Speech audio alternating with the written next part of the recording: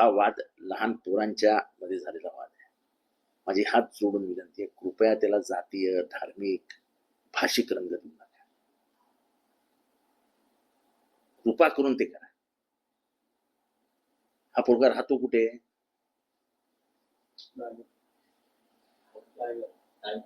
नाही मी तुम्हाला विचारतो.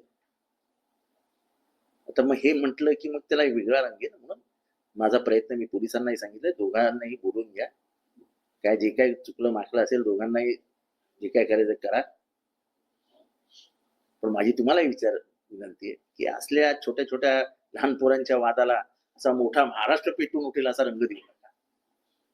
एवढं काही म्हणजे मोठं काय घडलंय असं मला हे नाहीये. पण जे काय घडलं ते पण चुकीचं आहे.